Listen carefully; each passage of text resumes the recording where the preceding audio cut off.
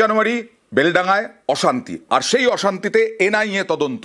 এবার এনআইএ আর রাজ্য পুলিশ জট কাটলো, কেস ডায়েরি হস্তান্তর এনআইএ কে। কথা বলবো প্রতিনিধি অমিতের সঙ্গে। অমিত, দেখো, প্রায় এক মাসের টানাপোড়েন বা যে জটিলতা তৈরি হয়েছিল সেই জটিলতা কিন্তু কাটলো এবং আজকে এনআইএ বিশেষ আদালতে রাজ্যের তরফে আইনজীবী দীপঙ্কর জানিয়ে দিয়েছেন যে কলকাতা হাইকোর্টের তরফে যেহেতু আর কোনো বাধা নেই, সেক্ষেত্রে তারা ইতিমধ্যে এনআইএকে কেস ডায়েরি হস্তান্তর করতে রাজি হয়েছে। এই মর্মে তারা যে এনআইএ আদালত রয়েছে তাদেরকে জানানো হয়েছে যে তাদের তরফ অর্থাৎ রাজ্যের তরফে বা রাজ্য পুলিশের তরফে এনআইএকে কেস ডায়েরি হস্তান্তর করে দেওয়া হবে।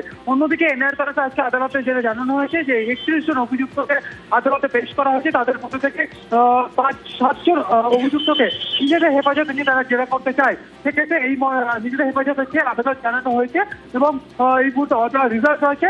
এবং অন্যদিকে যে বিষয়টি বারবার উঠে এসেছিল আদালতের কাছে বা এনআইএ যে অভিযোগ করছিল যে রাজ্যের তরফে কেস ডায়েরি হস্তান্তর করা হচ্ছে না, গতকাল যেহেতু কলকাতা হাইকোর্টের তরফে যেহেতু রাজ্যের আবেদন খারিজ করে দেওয়া হয়েছে।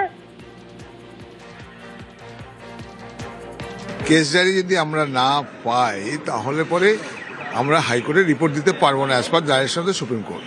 তো সেই কারণে হাইকোর্ট ইমিডিয়েটলি আমাদেরকে কেস ডায়েরি হ্যান্ডওভার করার জন্য বলেছেন এবং সেই অনুযায়ী আজকে ওই 36 জন অ্যাকিউজডের প্রোডাকশন ছিল, তার মধ্যে আর 7 জনকে আমরা পুলিশ কাস্টাডি প্রেয়ার করেছি for examination and thereafter we have to file a report before the high court. আমরা বলেছি যে সমস্ত মেটেরিয়ালস এক্সামিন সবই আছে সেগুলো আমরা এনআইএ অফিসে হ্যান্ডওভার করার জন্য ডাইরেকশন চেয়েছি।